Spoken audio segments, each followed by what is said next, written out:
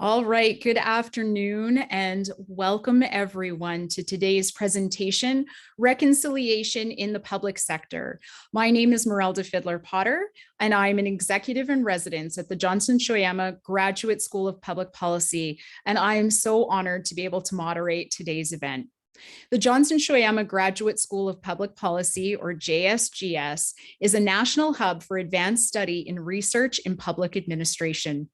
We are in partnership between the University of Regina and the University of Saskatchewan, and that partnership was based on the spirit of cooperation and collaboration that defines Saskatchewan.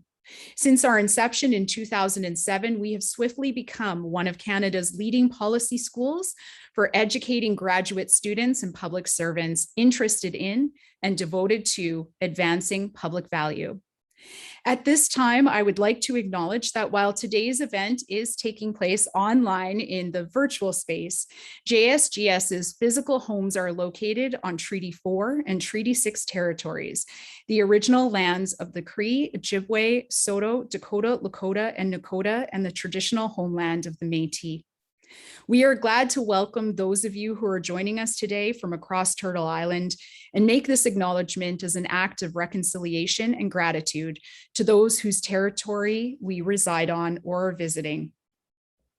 For those of you new to the EDI Discussion Series, I am pleased to welcome you today. The series focuses on engaging current and future public servants on issues pertaining to equity, diversity, and inclusion in the public sector.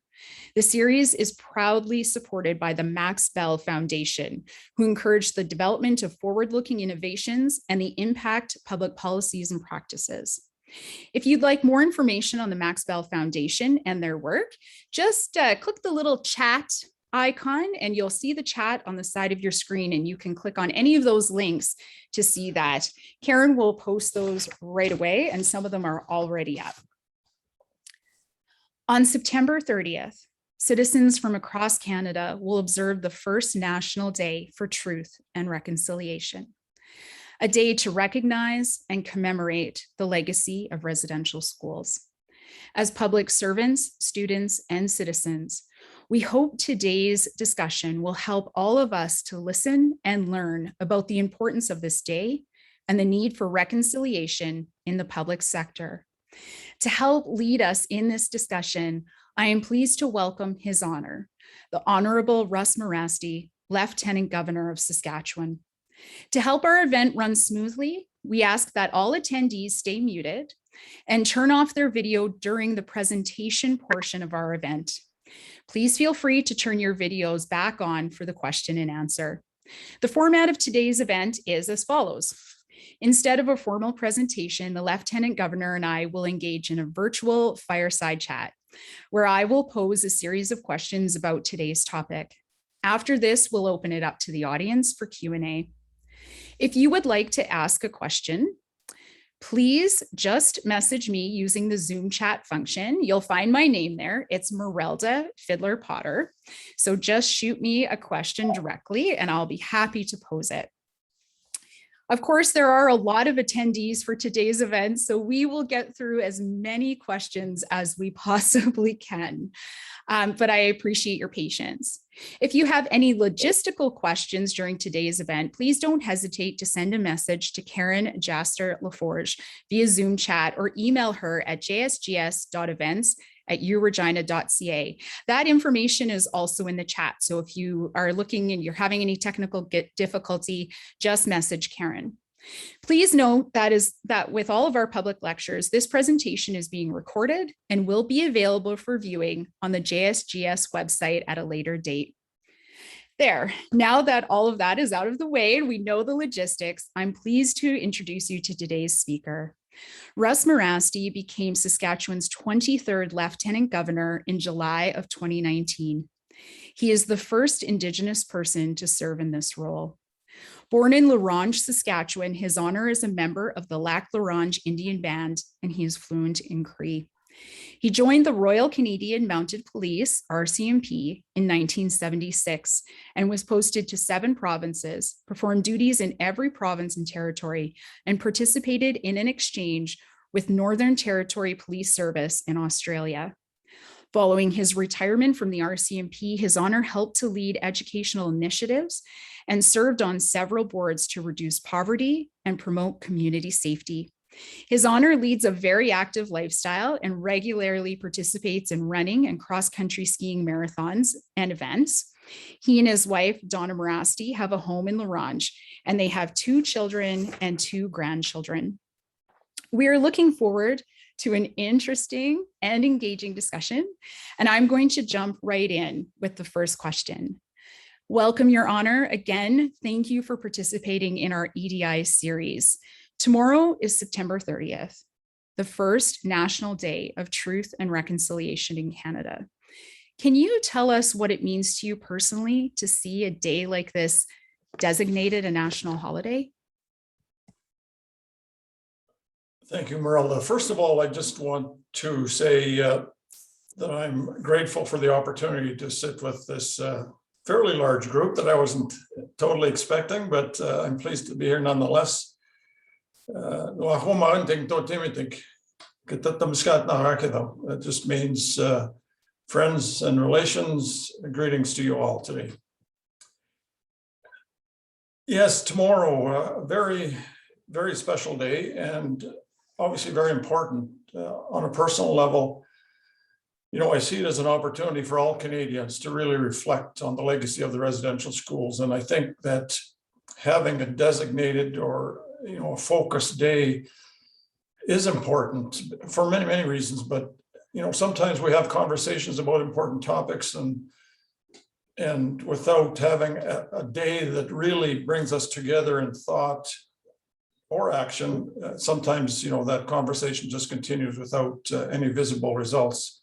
So having a designated holiday certainly, I think, assists and helps us, all of us, to better think about residential schools. For me, in terms of how I'll be spending the day, you know, every day at some point I think about residential schools, and that's because of my own personal experience. And I'll say that right out at the start so that people know and understand where I'm coming from. I spent 4 years in Prince Albert in the mid-60s in residential school. And so it's a very personal experience, and any conversation around residential schools is deeply meaningful to me.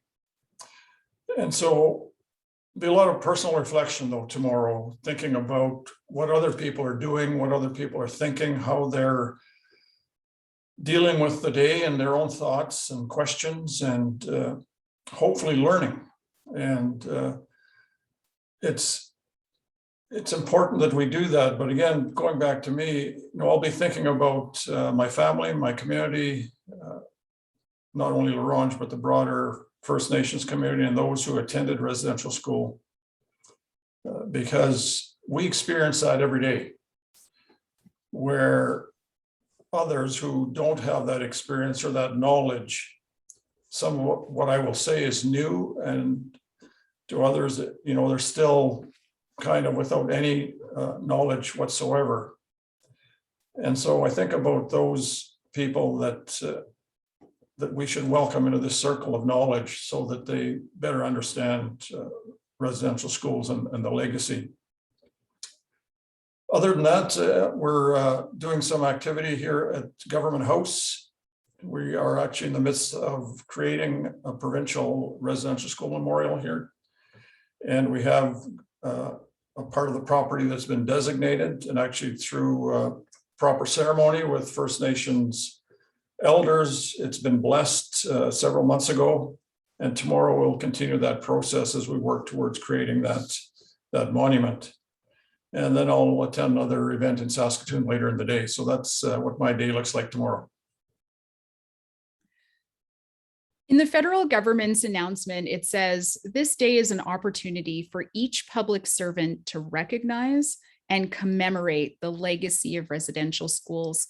Why is it particularly important for public servants to have this opportunity? Well, again, I mean, I think this is an important day for everybody, but obviously, you know, our focus today is on the public service. And I think that more broadly, any public service should reflect the population that they're providing a service for, whatever level that might be, whether it's government or otherwise. Usually, I guess we're talking about government. And the fact that public servants are out there at the community level providing service, I think, at least I think anyway, and that I go back to my own experience in the RCMP, even though people may argue that, that's not the public service. I always believed that it was. The fact that you're out there interacting and working and providing service for Canadian citizens, and often Indigenous people and communities,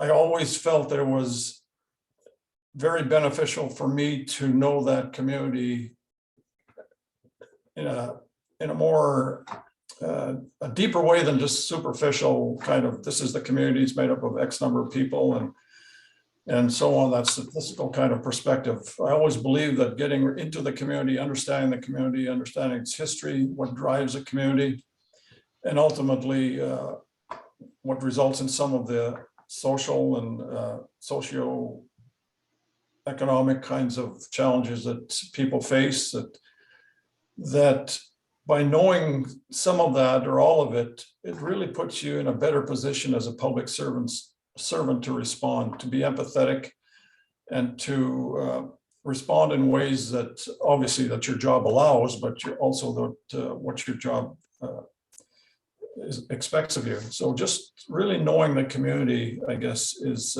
so important.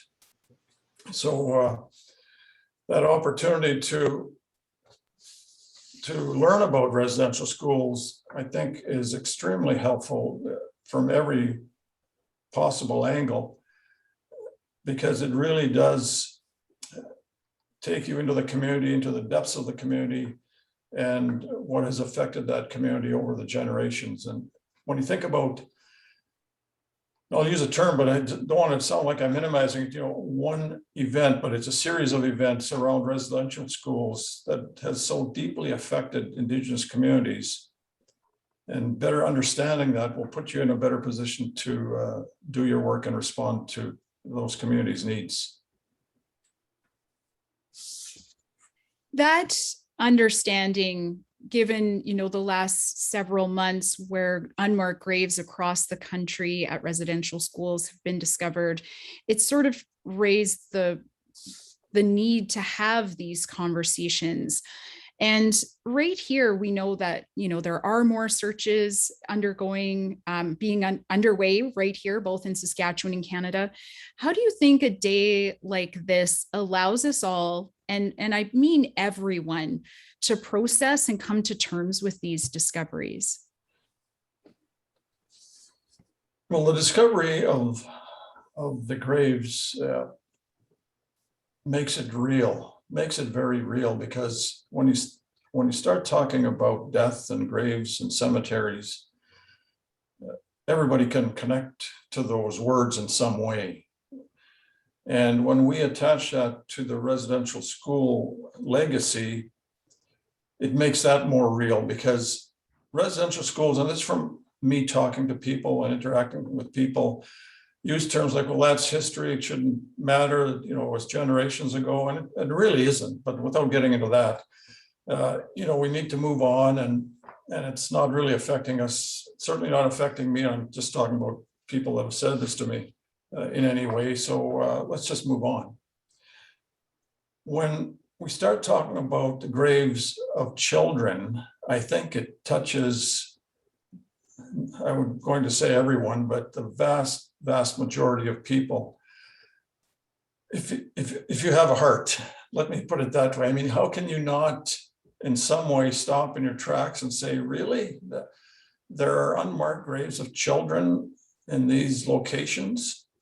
And hopefully from there you start a process of introspection and thinking about what you may have learned, or what you may have put aside or ignored, or maybe starting from a point of no knowledge whatsoever, and start to think about, well, why is that? why would that happen? And then you look across the room and you see your own child or grandchild running around the house, whether they're 6, 8, 10 years old. And if there was a way of doing it, that they would all of a sudden disappear from your sight. And in some instances, never to return back to your home. I don't know how you can ignore that, you know, as a person, as a human being. And so, you know, having that as a catalyst, if you will, of deeper thought and engagement was, I guess I'll say, was good. It was good because it really made it real for many, many people that weren't at the point of totally accepting what residential schools are about and are about. Having that understanding now, seeing that number grow sort of week by week, month by month, how important is it, do you think, or why do we need to allow ourselves to come to terms with that history, even if we aren't directly impacted by it? Well, if you look around within, I would suggest, every Indigenous community, and if you're working through your role as a public servant in those communities, I would think that you're starting to question, or even from when you started your work, question why those conditions exist, those socioeconomic conditions that aren't at the same level as non-Indigenous communities, or maybe the city that you're from or working in. And so it's it really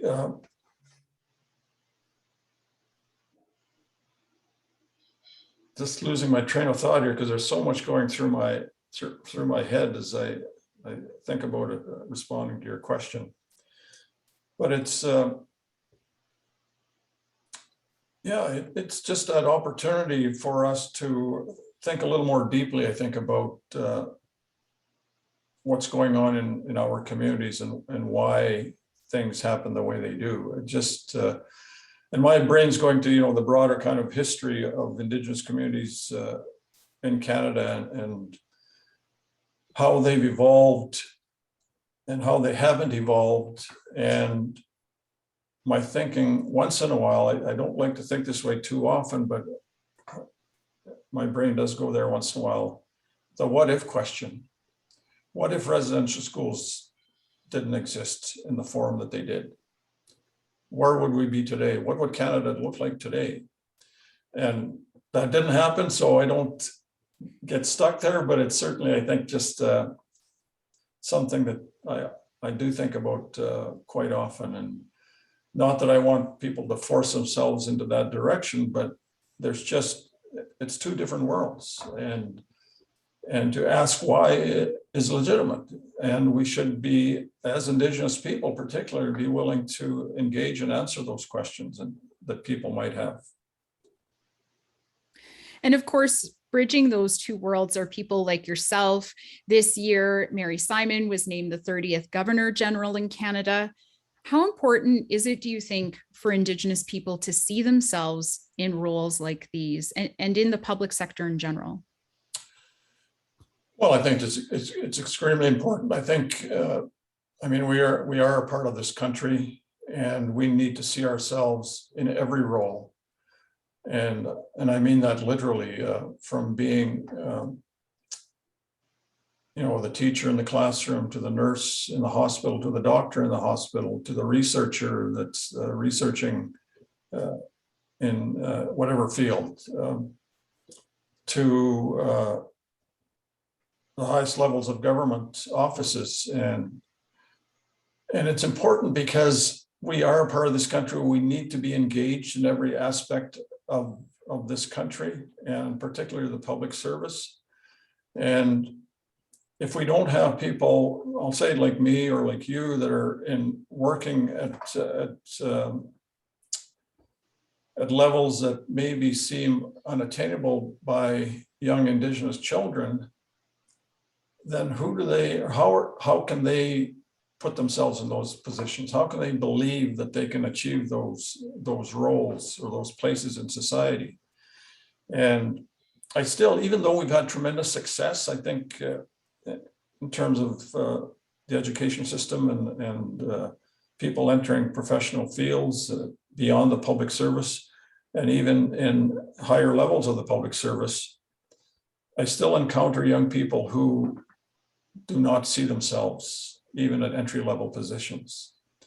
And so it's extremely important for us to pave the way, and others. You know, I had trouble, and I've spoken about this to friends, and that I had trouble with the term role model that was imposed on me many years ago. And it took some time for me to fully accept that was valid, and I do now, for sure. And it's because of that, we need to demonstrate to our communities, but particularly the young generation, that they can achieve these positions.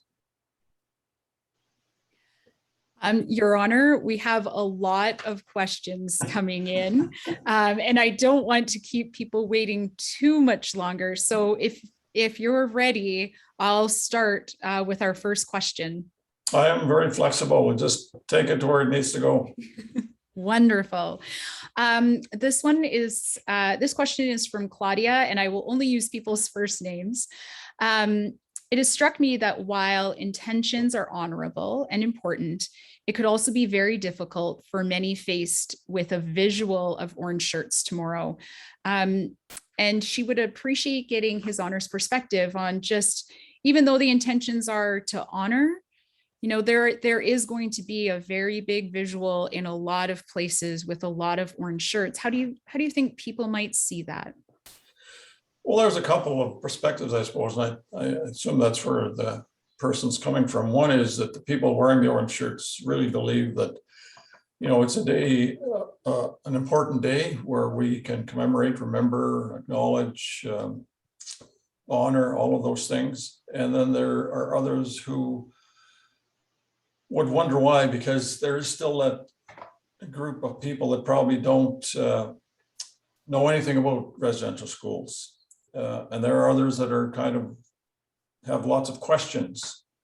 And there are others who may feel some guilt. You know, I've had that posed to me. Well, you know, it's not my fault. You know, it's generations ago. Well, it's not about fault. It really isn't. And so we'll have this whole range of emotions and thought processes going on.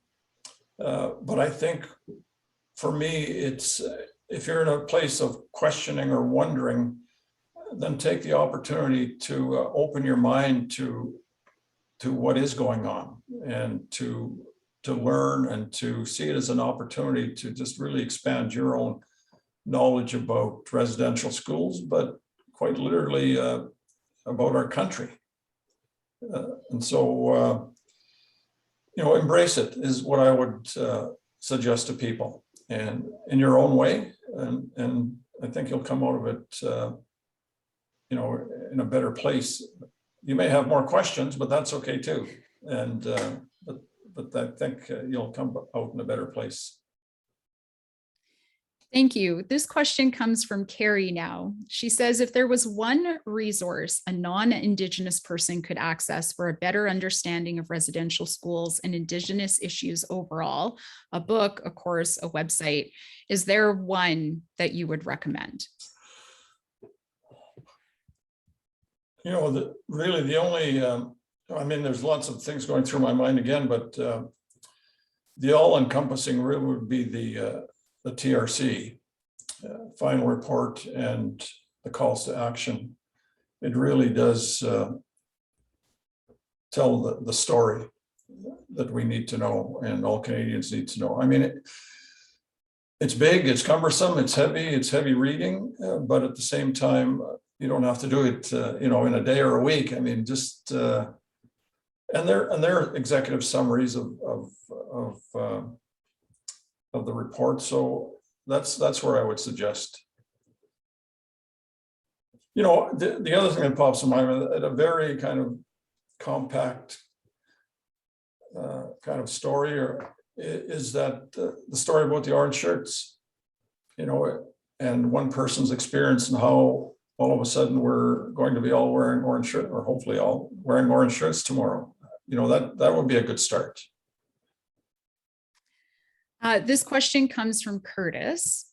He says, how can I make a positive, tangible difference on this issue? Well, I think it starts internally, which means that you have to open your mind to what residential schools are, the legacy, the impacts, ongoing, and then look at the calls to action. I'll go back to that. I may go back to that time and time again, but it just really, a good way of looking at these 94 that are directed at different sectors of the country and government and to individuals, and really looking at that and saying, that's a place that I can go to.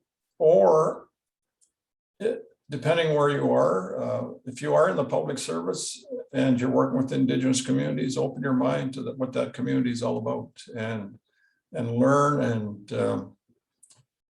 and try to gain that understanding. And at the very simple level, next time you see an Indigenous person on the street, say hello. Or in the park or wherever you may, travel. It's about the small things initially, because it can be a very complicated, heavy, deep thought process and action that are required, but that's never was the expectation that we would all go out there and in a day have a visible impact, but starting small and really trying to understand in some way. This question now comes from Vriti. Everyone emphasizes decolonizing the workforce, but when it comes to implementing such ideas, everyone has a different perspective. And sometimes the discussions digress and sort of strike away from the purpose. What are some strategies we can use to bring into the workforce when we want to start having these conversations about decolonization? I guess first, for me, it's what does that mean? What does that mean to you? What does that mean to your organization? What does that mean to, I guess, in the case of the public service, what does it mean to the public service? And so there is a lot of opportunity for trying to find the right words here for debate, if you will, as to what that might mean and how that would impact the workplace.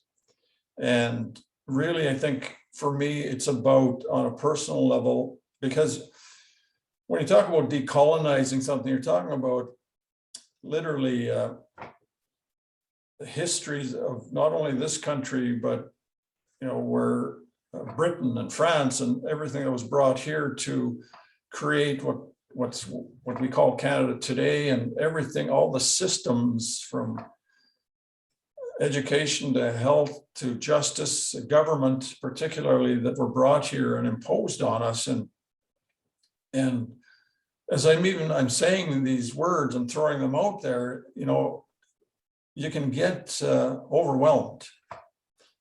And so, I think for me, the best strategy is to continue to have those conversations, but start at a point of trying to understand what that means to you, but then what that means to your working group or your organization, and let those conversations flow, because ultimately, if it's about changing policies, as an example, that's beyond the average public servant, if you will. I mean, that has to kind of work its way through the public service if you're going to create that real change at an organizational level or at a government level.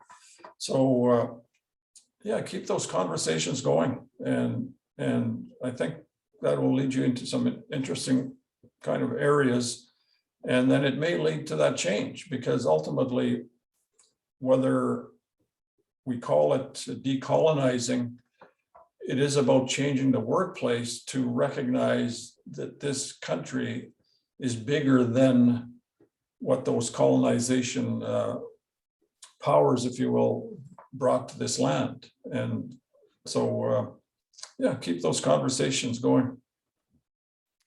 I think this question is coming to us, and it segues nicely from what you just said, but Melissa asks, what would you say to the naysayers, people who don't want to participate and honor or acknowledge the truth and move forward onto reconciliation? Well, I think you have to respect anybody's opinion or position that they take on any issue, unless it somehow really infringes on your own space. But patience, I think is a key. Patience in terms of finding those opportunities to engage with people that don't believe or are reluctant to accept the true history of this country. I mean, and ultimately that's what it is, right? I mean, you can't today accept the history of this country as it was written in history books, and slowly changing. But for me, when I encounter people like that, it's being patient. I mean, respect their views, get their perspectives, and find a way to have that a really meaningful conversation with them. Some people will never change their position or change their mind, and they would rather just live for the moment and look to the future, on a very personal level. But I think finding the right way to engage with people, sometimes difficult, but will help them, but also help you in terms of how you're able to tell the story, or I guess maybe explain to some degree, what this all means to us. And as you mentioned, our personal stories are all so unique. The residential school experience, of course, is part of a national policy and a system, but everyone's experiences were unique. And Stephanie asks, my dad tells me he liked his experience. He went to school in Quebec and he said it was different. It's not that I don't believe him, but I have trouble reconciling his memories with what we know happened and what the records show us and what the Truth and Reconciliation Commission found. How can we reconcile dualities like these? Because that's the reality.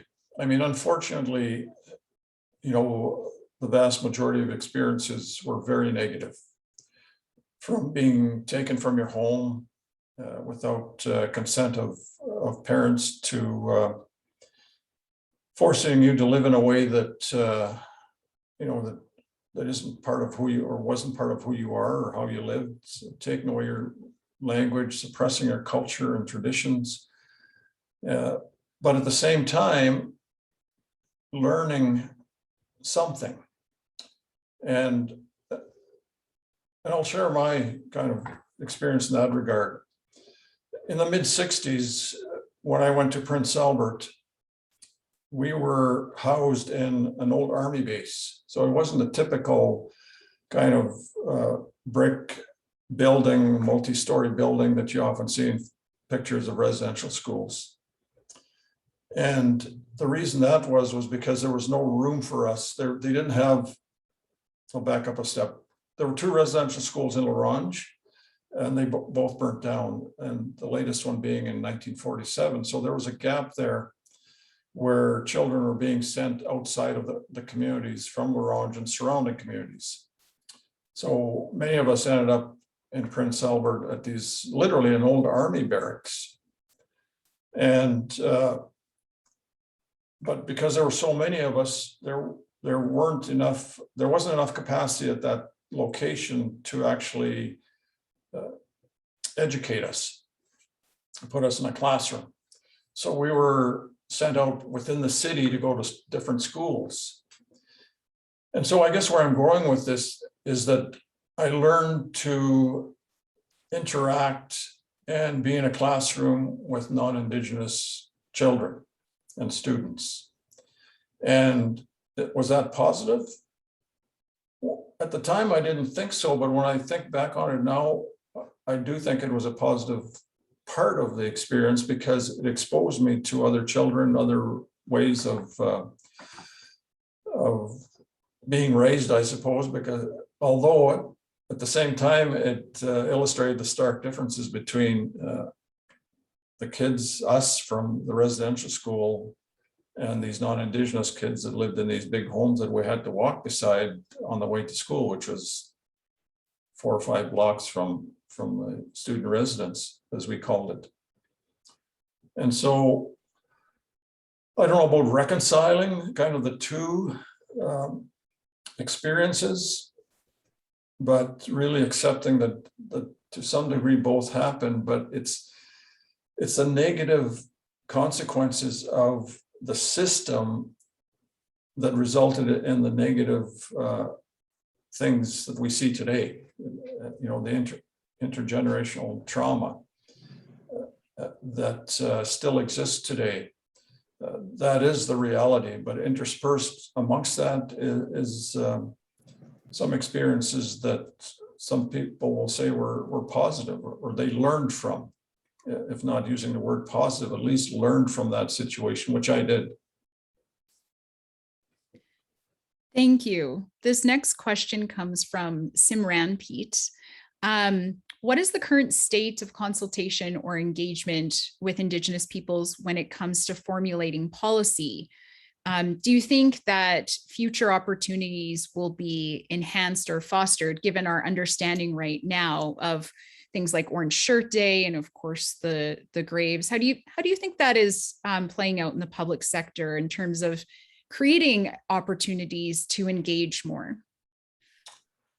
Well, I think that goes back to one of the original questions about being part of the public service and Indigenous people being a part of the public service, contributing in a positive way, but also feeling appreciated for what they bring to the public service in terms of their experience, their knowledge, their cultural knowledge, their language. And I speak from very personal experience on that. You know, when I joined the RCMP, bit of a story, I won't get into it, but I ended up, you know, being posted at detachments where I was able to use my Cree language. I was able to talk about why people did certain things, and so I think it really I know I'll be a little more assertive with that. I know that my contributions benefited those detachments in a very positive way, and ultimately, as I rose through the ranks, that knowledge as well, and this is reinforced by what people have told me over the years and confirmed that, you know, what I brought to the RCMP at different levels, including being the head of the RCMP here in Saskatchewan, really benefited the organization, but also their thinking about Indigenous communities.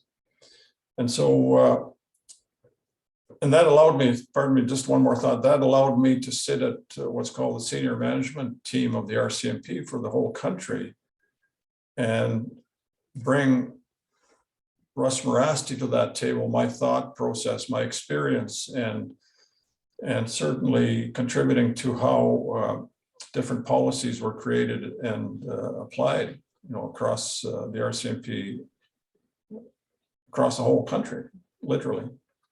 And I think those opportunities are important and necessary as we look to the future of the public service and how it can be most effective across communities in Canada. Your Honor, I feel like you are almost reading my mind when it comes to the next question that's coming, because the next question comes from Colin with Regina Police Service, and he asks, Indigenous people in Saskatchewan have traditionally had a strained relationship with police. The RPS is committed to reconciliation and building a diverse workforce, but we continue to see low application rates among Indigenous people. What can RPS do to bolster interest in our service? That's a great question and a challenging one, because it seems to have ebbs and flows depending on what's going on in not only in the city, but the province, the country at that time. And we look at over the past year, more recently when we talk about Black Lives Matter, but more specifically, when we look at Saskatchewan and the history of relationships with Indigenous people, there have been those ebbs and flows. We talk about residential schools and the black mark that's still carried by the RCMP in terms of its role in apprehending children and forcing them with the Indian agent or clergy to take kids away from their homes. And in fact, I was asked a question the other day about that members being challenged or being accused and fingers pointed at them, this is part of your fault. And so all I'm saying is there's still that history, even though some of it is long past, some of it is recent. We look at the experiences in Saskatchewan, high profile cases involving Indigenous people, Colton Bushy, the Starlight Tours in Saskatoon. So that's why I say when I talk about ebbs and flows, we get to a point where we're feeling pretty comfortable. All of a sudden something bad happens, and it's a fragile relationship, if you will, in many ways, and especially with law enforcement and policing. And so it then makes it more difficult for police services to recruit and to engage at a level that's needed. So what do?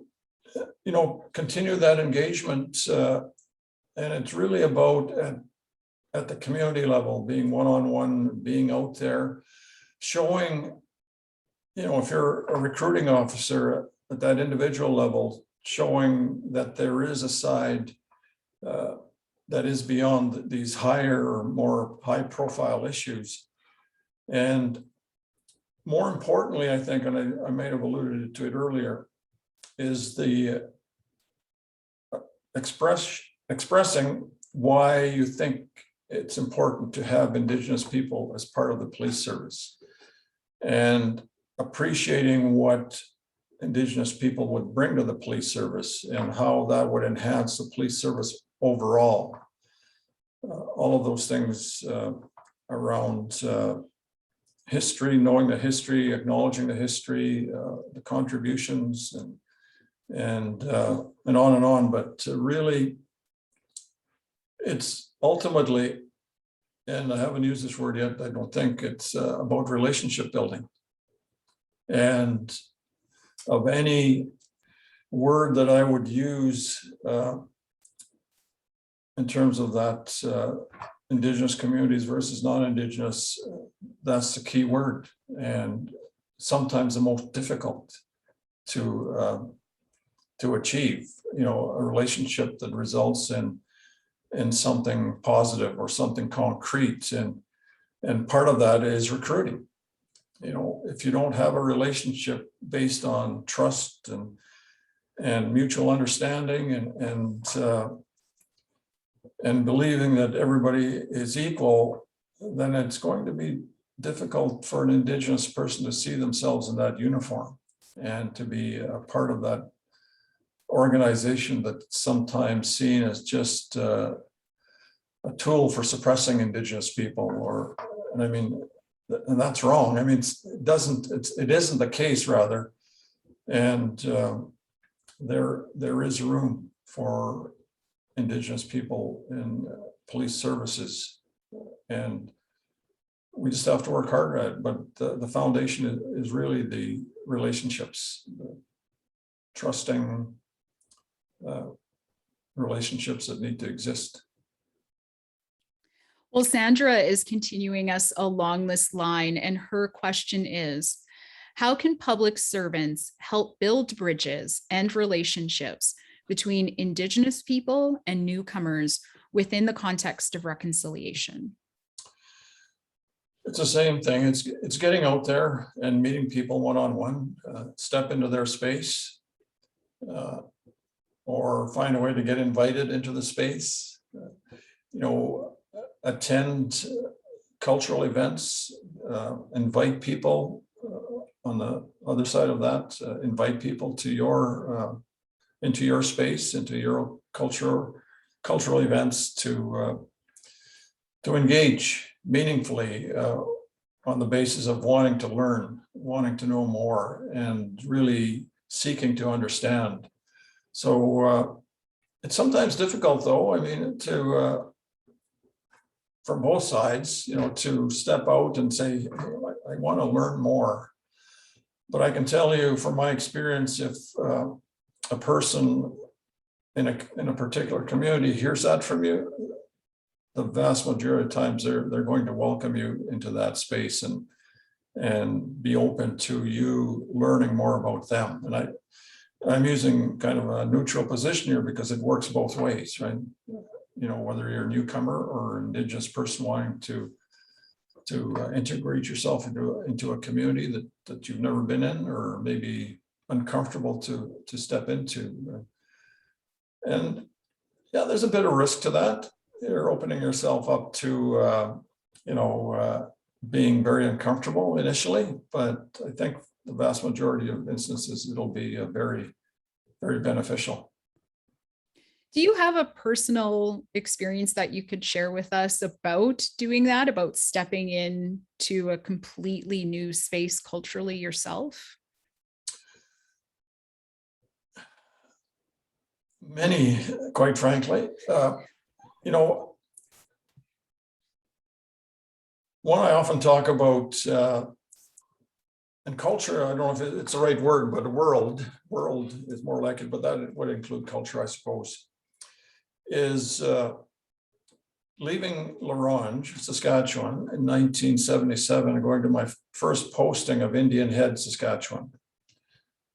And why is that different? Because I had never lived in a farming environment and never experienced being around cattle or crops, fields of crops, and different kinds of machinery and people that worked in a different way, like totally different. And it just, we talked about it, with colleagues, and we did use the term, now that I think about it, as a culture shock and adjustment. And this is beyond, or like after my residential school experience, which was probably the first time, I experienced that kind of change, if you will, or stepping into something that was so different. But as I moved across the country, I took it upon myself, because of my own curiosity, to get to know the community that I was posted in. And as you said in my bio, I was stationed to 7 different provinces, and I say our intentionally because Donna and I both have that curious side, wanted to know as much as we could about that community, whether it was, fishing communities on the East Coast, to the logging industry in northern British Columbia, to the mining industry in northern Manitoba. Although we're not talking about kind of racial culture within those communities, northern BC were the Indian communities, and being invited to functions where I'd never experienced that kind of food and that kind of entertainment. But what helped me, and I get back to that without going on too much longer, is kind of stepping into that space and allowing yourself to be uncomfortable and saying, I want to learn. I want to learn about you and your community. And that happened quite a number of times throughout my career. I do have another policing question for you. This one comes from Laura Lee. She says there's a lot of talk about systemic racism in many organizations, including the police. What would you suggest organizations do as first steps towards a positive path to change this? Well, the first step obviously is recognizing there is systemic racism within your organization. I mean, that obviously it has to be the first step, and understanding what that means. And people often some people, not to overgeneralize, confuse systemic racism with personal racism. And they are different, although they can, obviously be part of the same world, so to speak. And really, so acknowledging that, and then really looking at how those systems can actually be changed. And that's a big task, right? I mean, it's not a matter of saying, well, tomorrow we're going to change this policy or this approach that doesn't fit in with I guess our organizational direction, or I guess in the case of the public service, the direction that the public service wants to move in. And so really it's creating that understanding and finding where changes can be made within your own organization, within the structure, within systems that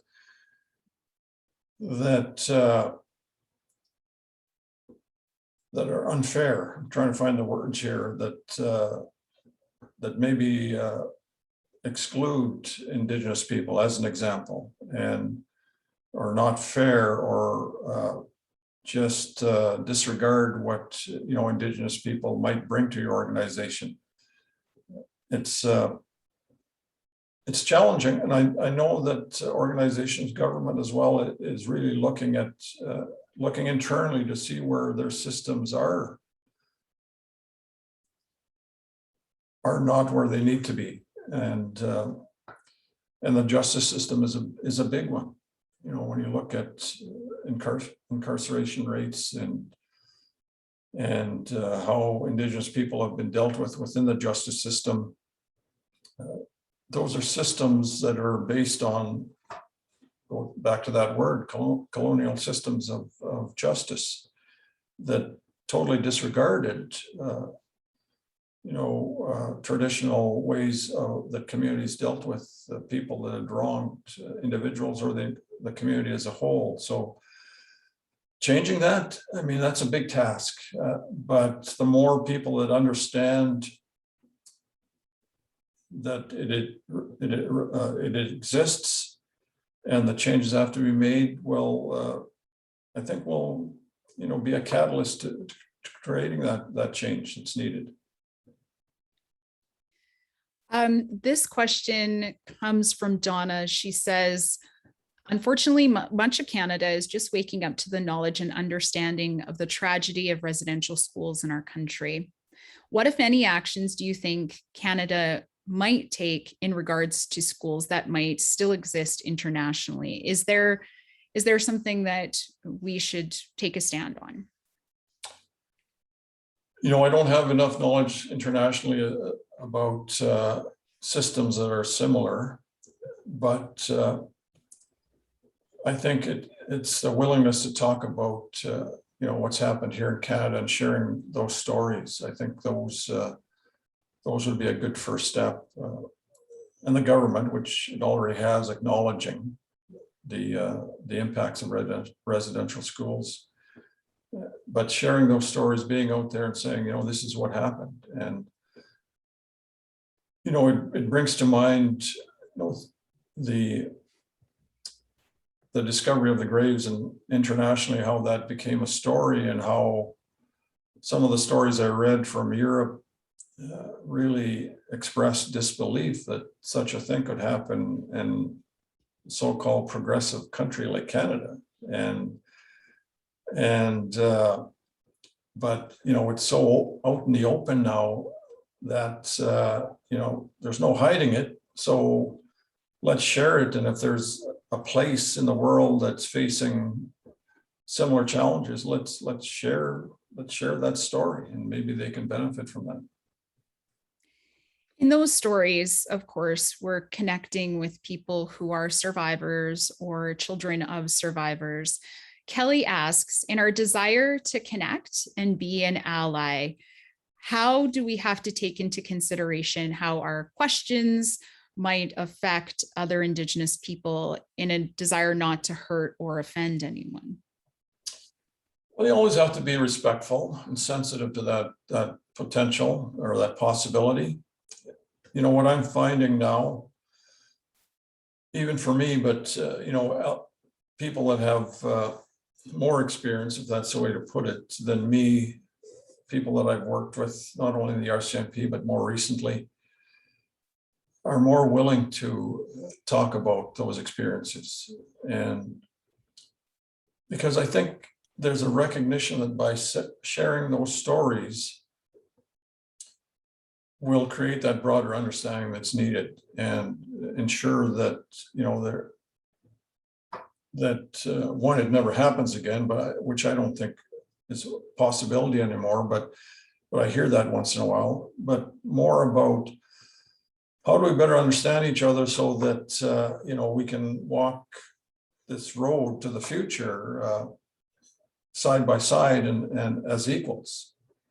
And so with that in mind, you know, people are more willing to share. So I would say just tread carefully and questions that aren't so personal until that person starts to open up and demonstrate that they're willing to share a little more with you. But I think the vast majority of people are now willing to share their stories. And Jen, actually continuing along this, says, the development of meaningful relationships can take time. In my role, I pop in and out of communities throughout the province and am not directly involved in local context. Any thoughts on how to support reconciliation and relationships at local levels when working at a level removed from this local community level?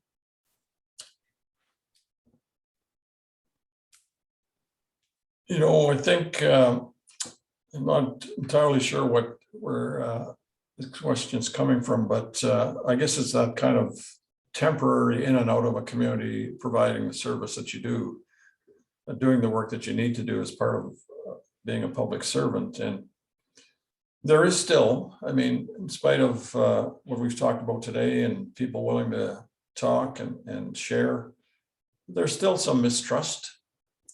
And when you go into a community as a public servant, whether it's a provincial level or federal level or otherwise, you represent that level of government. And so the first thing I would say is be ready for that. Be ready that people might challenge you based on the fact that you're a provincial employee or a federal employee trying to perform a role. And again, going back to just be patient, you know, go into that community with an open mind and in a very, in your own way, a respectful way, you know, do what you have to do. No, this gets into that interpersonal kinds of communication, contact, interactions that is a skill that can be learned, but it's also something that takes time. But preparing yourself for that particular community, its history and its makeup and all of those things, I think puts you in a place where it gives you a little more confidence, I think, to go into a community and answer questions that may not be directly related to you or to the work that you're doing. So have that preparation and be ready for that. But it doesn't, I'll give you an example of what not to do. You know, and this is from very personal experience, where a member of the RCMP was working in a northern community and saw something that they didn't appreciate, expressed themselves in a very negative way about what they saw. It had nothing to do with policing. And so I went in the community to have a look at the situation and see what had gone wrong or what happened. And when I spoke to the member, they said, well, actually it was a question, how can people live like this? And it was about an older gentleman that was just living his life and doing what he's done for, probably 70 years.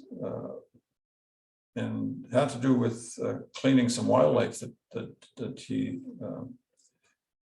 had caught.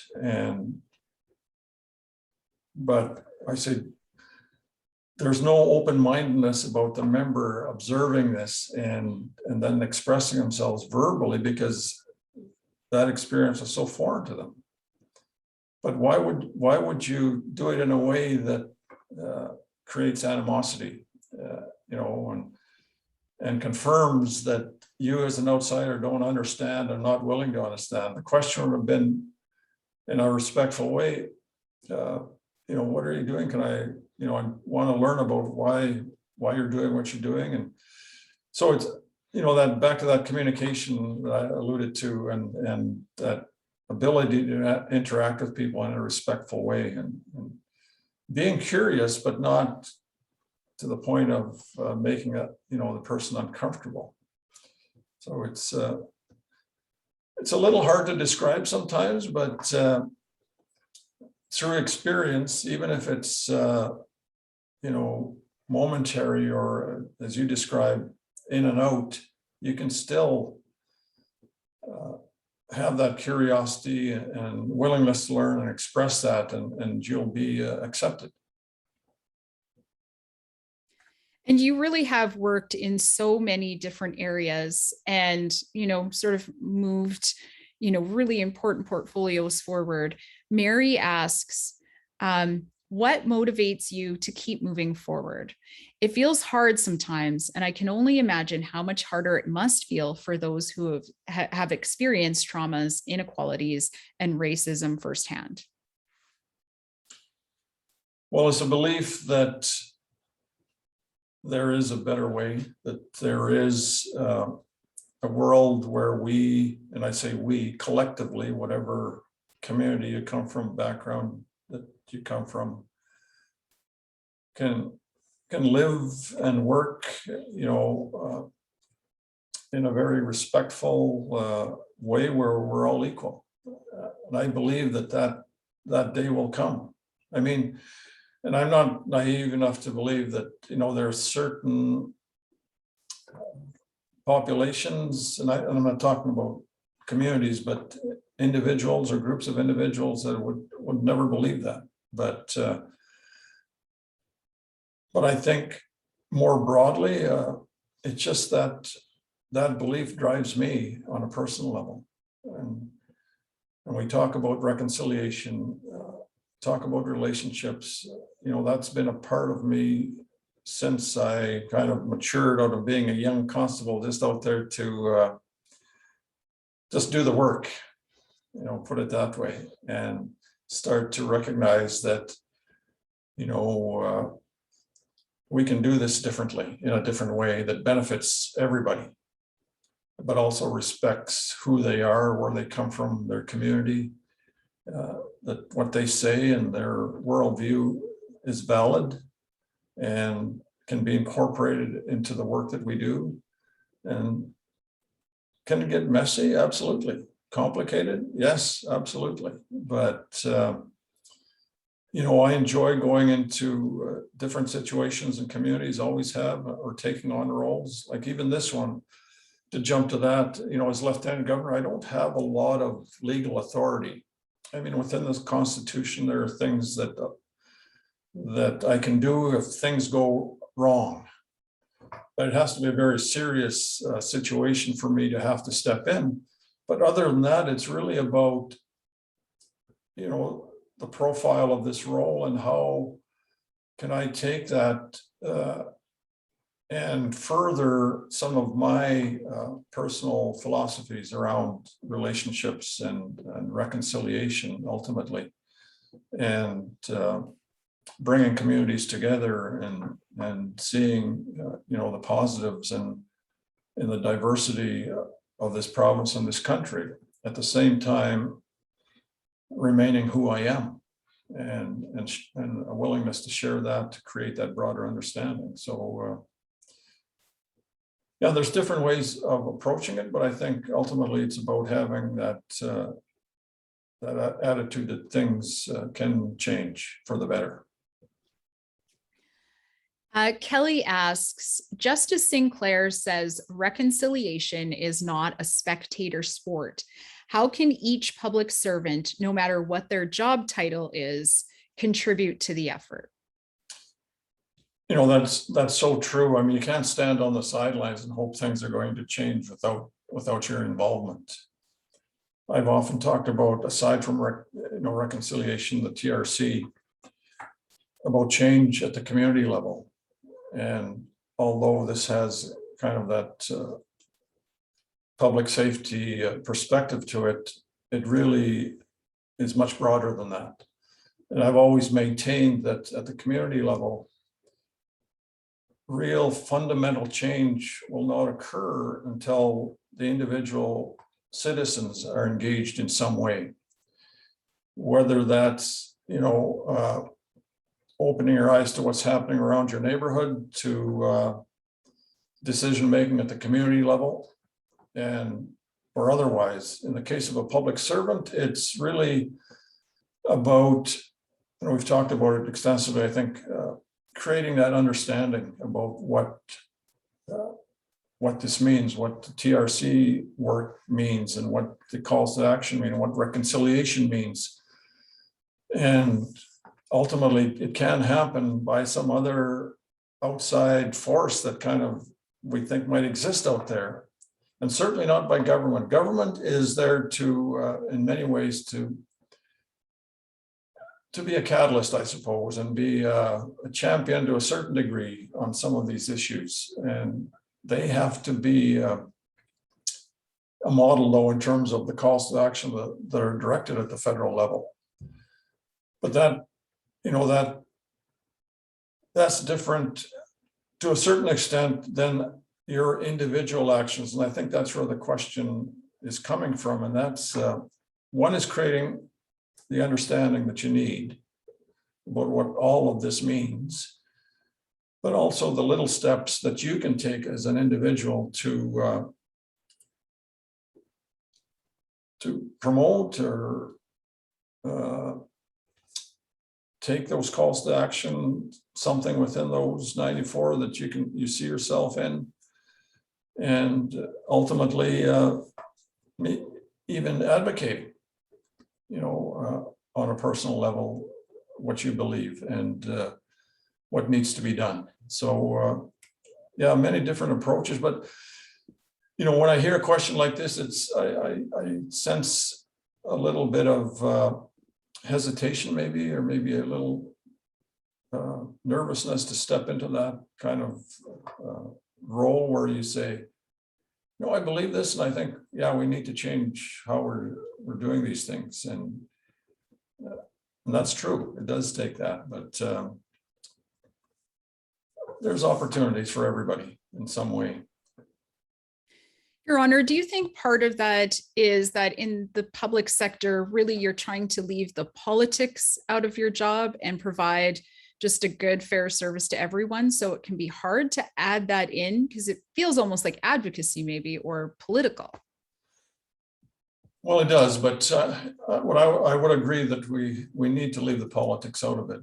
It's not about, true reconciliation isn't about politics, even though people will make it political. I mean, you can make any issue, I suppose, political, but when we talk about reconciliation, it's about your personal impact, your personal willingness to engage, your personal willingness to understand, and maybe even get to a point of advocacy, for sure. I mean, that's probably in an ideal world, that's where it would lead, but it doesn't have to.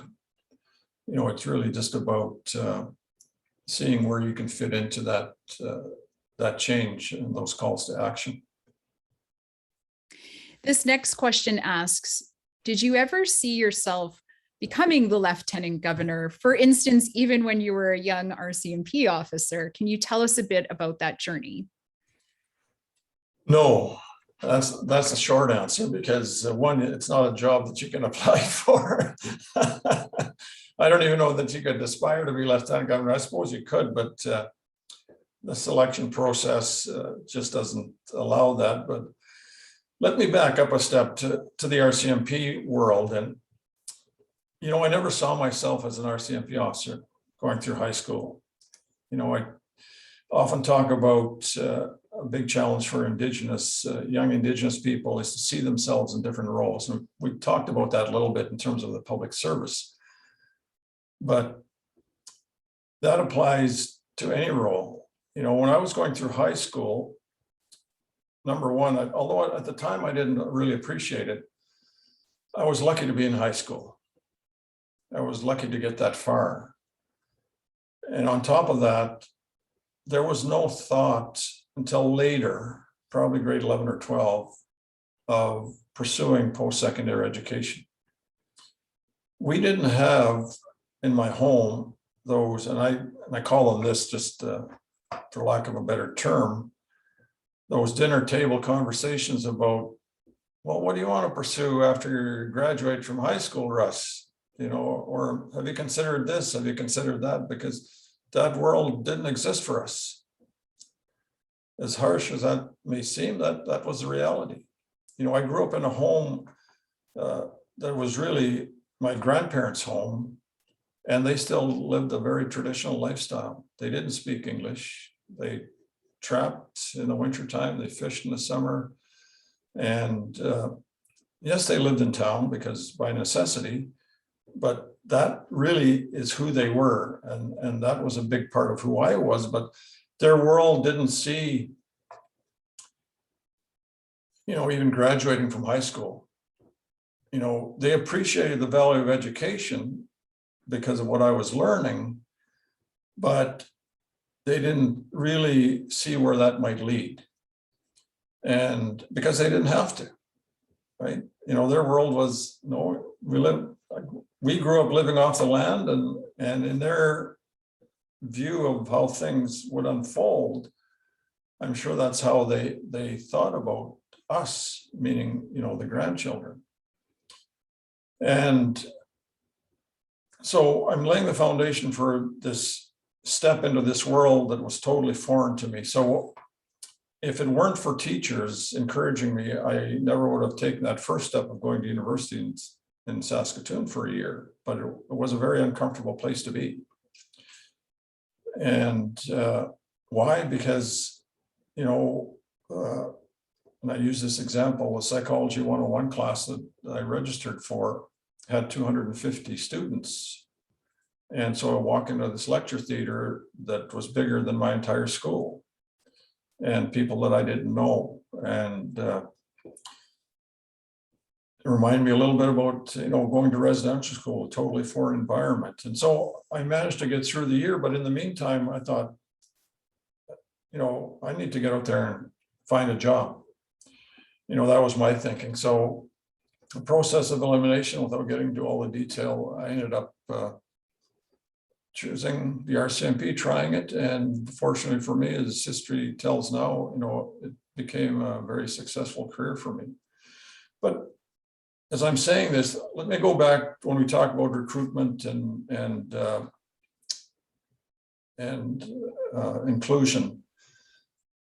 When I first went to the detachment in Saskatoon to ask for more information, I have to picture this though. You know, I'm 18 years old. I've got hair down to my shoulders, and walk into here, and the first RCMP member I spoke to just looked me up and down and basically said, you know, come back when you've grown up. And I remember not saying a word, just kind of spinning on my heels, leaving. And 2 weeks later, after mulling this over, I said to myself, well, that's not acceptable. So, but I wasn't brave enough to go back. I called in. And so I phoned in, and the nice lady says, well, we have a recruiting officer. I thought, I hope it's not the same guy that met me at the door, and it wasn't. But so this fellow comes on the phone and asks me standard questions. And anyway, the conversation turned to who I am. First Nations, I speak Cree, I'm from Ronge, I'm going to university. And I could feel the tone of the conversation changing in a way that gave me confidence that this recruiting officer actually appreciated what I might bring to the RCMP. And anyway, he said, hang on, I'll send you some, if you want to come in, I'll send you some information. And it arrived a couple days later. I called him back and I said, yes, I'm interested. And the rest is history. But he, from that day, was very supportive. Even though he didn't really know me, you know, he had a totally different perspective from that first member who, if I would have taken that to heart, I don't know where I'd be, quite frankly, you know, in terms of the RCMP. But it's just, and I'm getting a little off track here, but just an example of how those moments in time, and depending on, you know, those people around you will steer you in a certain direction. Yeah. Well, and true to form, you have led right to the next question in our queue, which is, how do we effectively make space for Indigenous people so they feel comfortable coming into our areas in the public sector?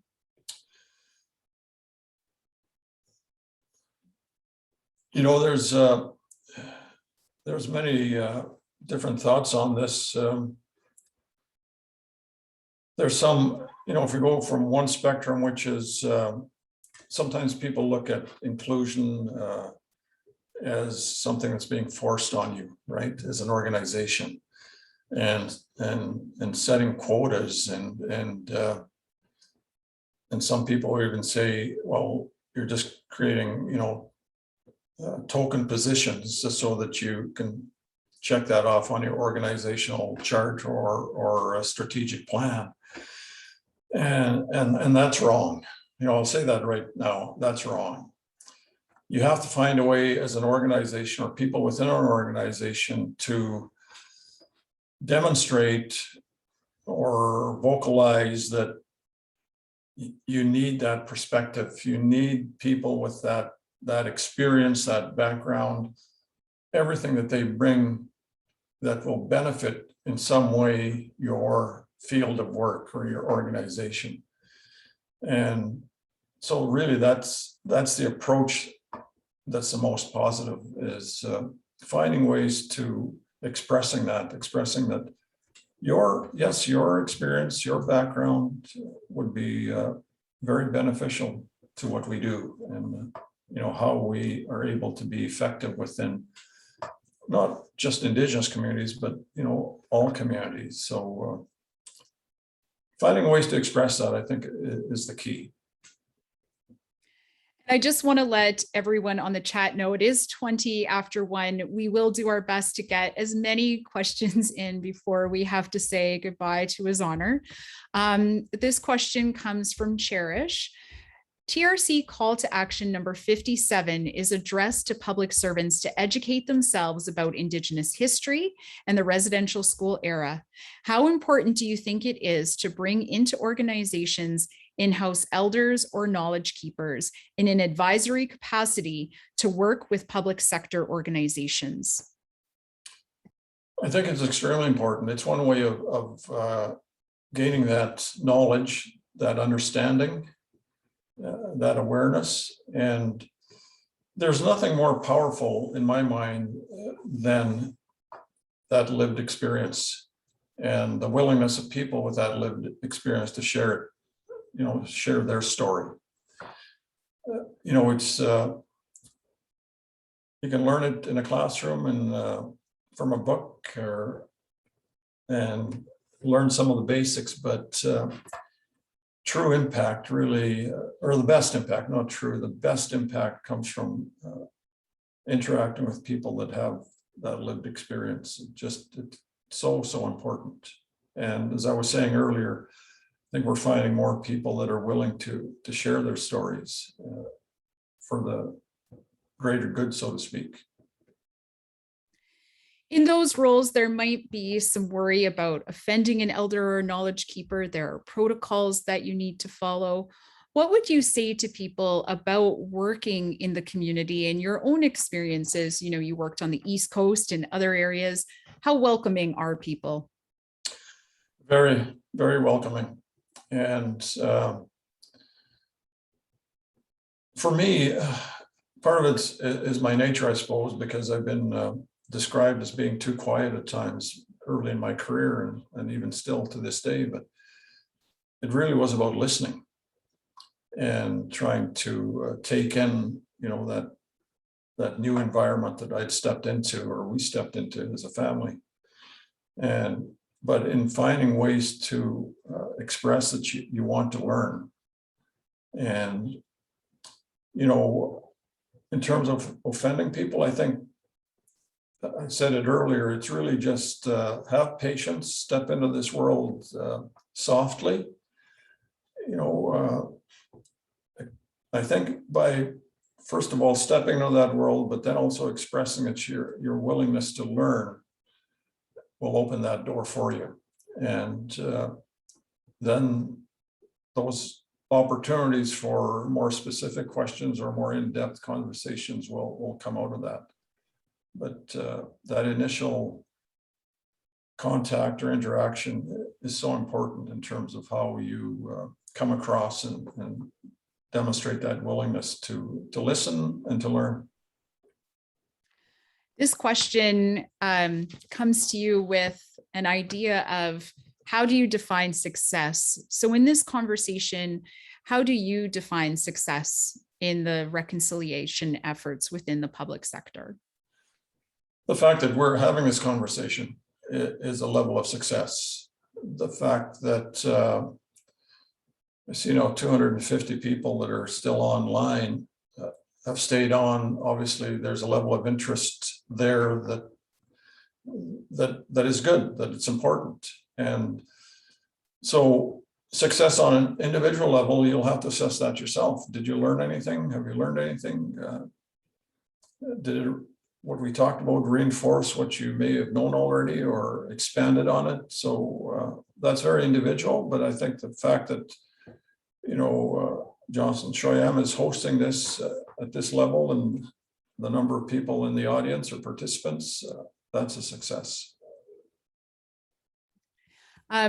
This question comes from one of our international students.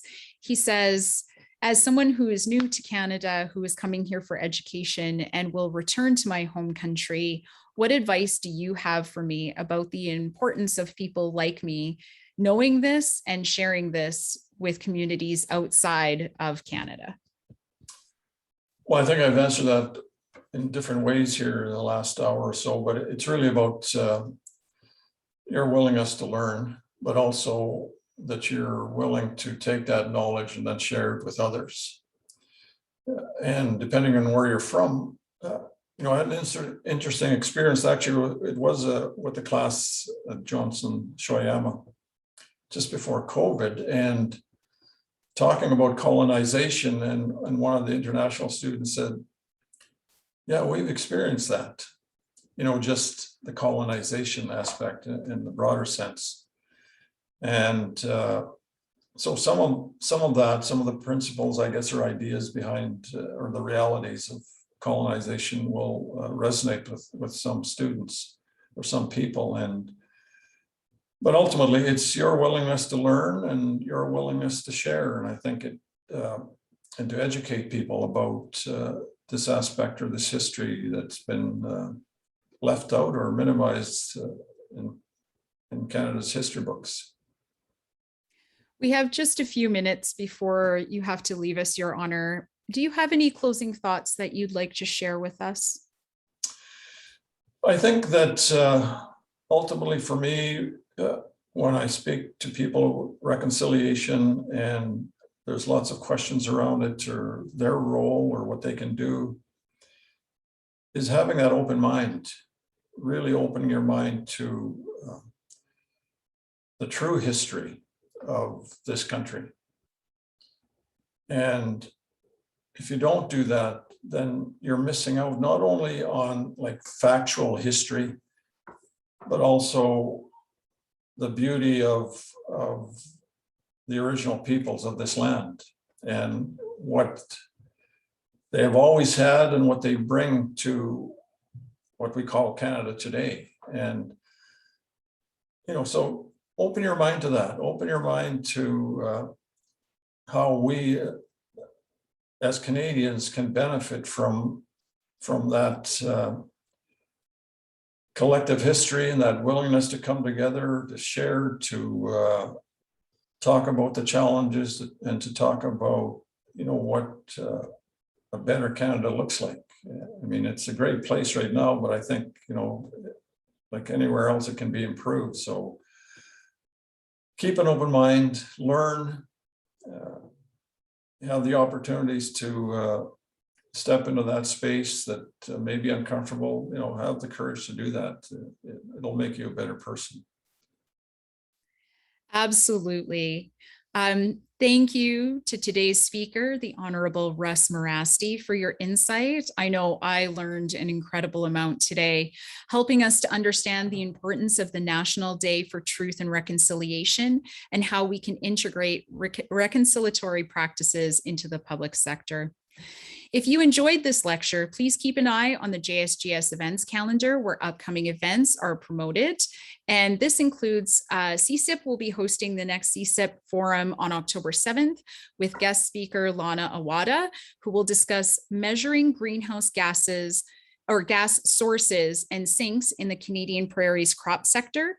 And we hope you will join us at the next presentation in the EDI Discussion Series taking place on November 24th. This presentation will feature Dr. Gina Grandi and Laura Lee Nickel as they discuss diversity and leadership. Numbers are not enough, or numbers aren't enough rather. Please join me in a round of applause. You can pull out your emoji clapping hands right now. So that's the Zoom's reaction option. A round of applause for our speaker, His Honor Russ Mirasty. Thank you for joining us today. Have a wonderful afternoon. Thank you. My pleasure.